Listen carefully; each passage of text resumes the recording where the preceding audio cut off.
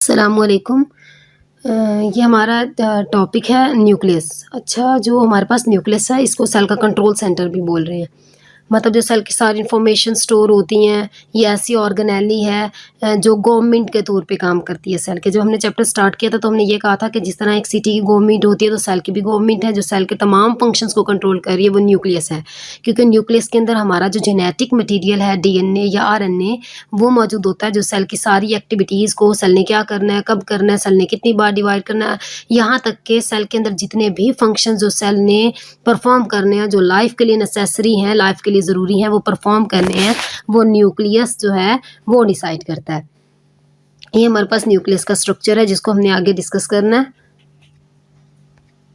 अच्छा, न्यूक्लियस की अगर हम लोकेशन की बात करें तो न्यूक्लियस जो होता है ना, यूकैरियोट्स में मौजूद होता है और प्रोमिनेंट न्यूक्लियस मौजूद होता है। यू का मतलब होता है ट्रू, ठीक है। यू का मतलब क्या होता है? ट्रू, यानी ऐसे ऑर्गेनिज्म जिनके अंदर ट्रू न्यूक्लियस, प्रोमिनेंट यानी वाज़िहा न्यूक्लियस मौजूद होता है, वो यूकैरियोट्स होते हैं। एनिमल सेल में बात करें तो एनिमल सेल के सेंटर में न्यूक्लियस मौजूद होता है, ठीक है। लेकिन अगर हम बात करें प्लांट में तो प्लांट का जो सेल होता है, प्लांट के सेल में लार्ज वैक्यूल की वजह से जो न्यूक्लियस है वो साइड पे चला जाता है।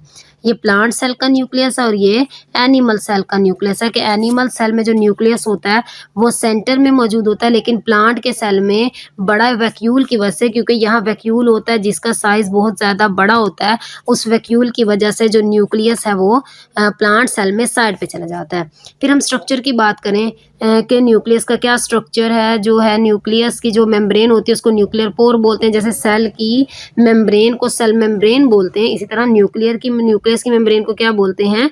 न्यूक्लियर मेम्ब्रेन बोलते हैं। ये डबल मेम्ब्रेन बॉन्डेड स्ट्रक्चर होता है, ये भी सेमी परमिएबल होती है, यानी सिलेक्टिवली परमिएबल होती है, अपने अंदर से कुछ मॉलिक्यूल्स को पास आउट होने देती है और कुछ पास आउट होने नहीं देती। इसमें पोर्स होते हैं। आप ये देखो, ये सेल की मेम्ब्रेन है, इसमें ये कुछ पोर्स दिखाई दे रहे हैं। इन पोर्स को हम क्या बोलते हैं? Nuclear pores. ये हमारे पास क्या हैं? ये हमारे पास न्यूक्लियर पोर्स हैं जो न्यूक्लियस की मेम्ब्रेन में मौजूद होते हैं। इसी की वजह से मॉलिक्यूल जो न्यूक्लियस में चीज़ें बनी हैं, जैसे राइबोसोम बनता है, वो यहाँ से रिमूव होकर आगे ट्रांसपोर्ट किया जाता है साइटोप्लाज्म में। अच्छा, न्यूक्लियस के अंदर जो फ्लूइड होता है उसको क्या बोलते हैं? न्यूक्लियोप्लाज्म बोलते हैं। जैसे सेल के फ्लूइड को साइटोप्लाज्म बोलते हैं ना, तो न्यूक्लियस के अंदर जो जेली लाइक मटीरियल होता है उसको क्या बोलते हैं? न्यूक्लियोप्लाज्म। ये आपका न्यूक्लियस है, ये इसके अंदर जो फ्लूइड लाइक स्ट्रक्चर मौजूद है इसको क्या बोलते हैं? न्यूक्लियोप्लाज्म बोलते हैं। ये वाला सारा जो फ्लूइड होगा इसके अंदर उसको क्या बोलेंगे? न्यूक्लियोप्लाज्म। उसके बाद न्यूक्लियोलाई क्या होता है? जो न्यूक्लियस है उसके अंदर स्मॉल बॉडीज़ होती हैं जिसको हम न्यूक्लियोलाई बोलते हैं। अगर एक होगी तो उसको न्यूक्लियोलस बोलेंगे। ये वो जगह है जहाँ पे राइबोसोम्स बनते हैं, ठीक है। राइबोसोम्स आपकी एक ऑर्गेनेली है जो प्रोटीन बनाती है, तो वो यहाँ बनते हैं और यहाँ से फिर वो आपके साइटोप्लाज्म के अंदर ट्रांसपोर्ट किए जाते हैं। अगर हम यहाँ पे देखें तो ये आपको न्यूक्लियोलस दिखाई दे रहा है। अगर ये एक होगा तो उसको न्यूक्लियोलस बोलेंगे, अगर एक से ज़्यादा होगा तो इसको न्यूक्लियोलाई बोलेंगे। और ये वो जगह है जहाँ पे राइबोसोम्स बनते हैं। फिर उसके बाद अगर हम बात करें क्रोमाटिन। अच्छा, क्रोमाटिन क्या होता है? क्रोमाटिन होता है थ्रेड लाइक स्ट्रक्चर, धागे नुमा स्ट्रक्चर्स होता है जो डीएनए और प्रोटीन से मिलकर बना होता है, जिसके अंदर सारी जेनेटिक इन्फॉर्मेशन स्टोर होती है। इसको ये थ्रेड लाइक स्ट्रक्चर है, इसको हम बोल रहे हैं क्रोमेटिन, ठीक है। ये धागा नुमा स्ट्रक्चर, उलझा हुआ स्ट्रक्चर होता है जो डीएनए और प्रोटीन से मिलकर, लेकिन ये आपको तब सेल में दिखाई देता है जब आपका सेल नॉन डिवाइडिंग स्टेज में होता है, जब सेल ने डिवाइड नहीं करना होता। लेकिन जब सेल ने डिवाइड करना हो तो यही जो आपका क्रोमेटिन है ये कंडेंस होके किस में चेंज हो जाता है? क्रोमोसोम में चेंज हो जाता है। तो ये आपको जब सेल डिवाइडिंग स्टेज में जाएगा तो आपको इस तरह का स्ट्रक्चर दिखाई देगा, क्रोमोसोम्स वाला। और जब आपका सेल नॉन डिवाइडिंग स्टेज में होगा तो आपको ये क्रोमाटिन दिखाई देगा। क्रोमाटिन कंडेंस होता है जब सेल ने डिवाइड करना होता है, वो क्रोमोसोम की शेप ले लेता है। फिर इसका फंक्शन क्या होता है? मतलब आपके जो है क्रोमोसोम, इसका फंक्शन क्या है?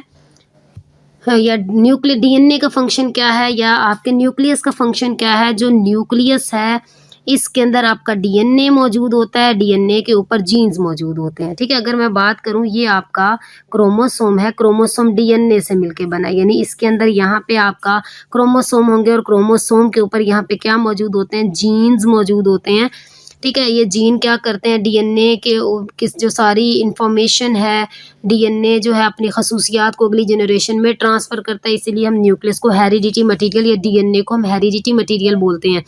डीएनए को हेरिडिटी मटीरियल क्यों बोलते हैं? या सवाल भी आता है, why DNA is called heredity material? क्योंकि इसके अंदर सारी जेनेटिक इन्फॉर्मेशन स्टोर होती है और यही एक आपका जो सब्सटेंस है, जो जीन है, जो स्ट्रक्चर है, जो आपका नेक्स्ट जनरेशन में खसूसियात मुंतकिल करता है, जिसकी वजह से खसूसियात जो है बिल्कुल पेरेंट्स जैसी होती हैं।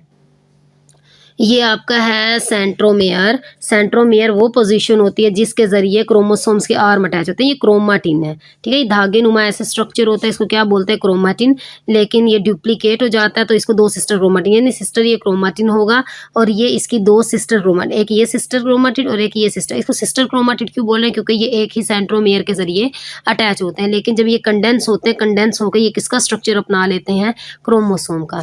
उसके बाद अगर हम बात करें कि आपका जो न्यूक्लियस है उसको क्या बोलते हैं, न्यूक्लियस को कंट्रोल सेंटर बोल रहे हैं। अभी हमने पीछे बात भी की है कि जितने भी इंफॉर्मेशन होती है वो सारी इंफॉर्मेशन किस में स्टोर होती है, वो सारी इंफॉर्मेशन स्टोर होती है न्यूक्लियस के डीएनए के अंदर। इसीलिए हम इसको क्या बोलते हैं, इसको कंट्रोल सेंटर बोलते हैं, क्योंकि आपकी बॉडी के अंदर जितनी भी एक्टिविटीज़ हो रही हैं, जितने भी प्रोसेसेस हो रहे हैं हर सेल के अंदर, उसको कौन कंट्रोल करता है, उसको कंट्रोल करता है आपका न्यूक्लियस। क्योंकि न्यूक्लियस सब सेंटर या हमारे सेल की गवर्नमेंट के तौर पे काम करता है, जो सेल में होने वाले सारे फंक्शंस को क्या करता है, कंट्रोल करता है। अच्छा, इसके अलावा यहाँ पे ना आपकी जो सिलेबस में एक ये भी बताया हुआ है कि अगर हम प्रोकैरियोट्स की बात करें तो प्रोकैरियोट्स में कोई प्रोमिनेंट न्यूक्लियस मौजूद नहीं होता, ठीक है। क्योंकि हम प्रोकैरियोट्स और यूकैरियोट्स को न्यूक्लियस की बेस पे ही डिफरेंट कर रहे हैं ना, कि यूकैरियोट्स में प्रोमिनेंट न्यूक्लियस होता है और प्रोकैरियोट्स में प्रोमिनेंट न्यूक्लियस मौजूद नहीं होता।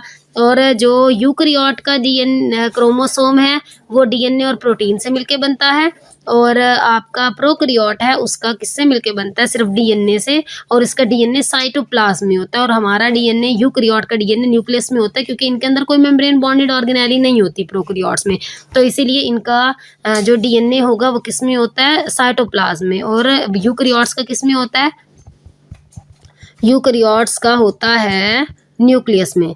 अगर हम बात करें ना यहाँ पे, ये मैं अगर मैं एक प्रोकैरियोट बनाती हूँ, ये आपका प्रोकैरियोट बैक्टीरिया, ये इसका डीएनए है और ये इसका साइटोप्लाज्म है। तो इसका डीएनए किस में होता है, साइटोप्लाज्म में होता है, क्योंकि इसमें मेम्ब्रेन बॉन्डेड ऑर्गेनेली नहीं है। अगर मैं यहाँ एक प्लांट सेल बनाऊँ या एनिमल सेल बनाऊँ, ये एनिमल सेल का न्यूक्लियस है और न्यूक्लियस में क्या मौजूद होगा, यहाँ हमारा डीएनए मौजूद होगा। लेकिन प्रोकैरियोट्स का डीएनए साइटोप्लाज्म में होता है, क्योंकि ये सिंगल सेल ऑर्गेनिज्म है।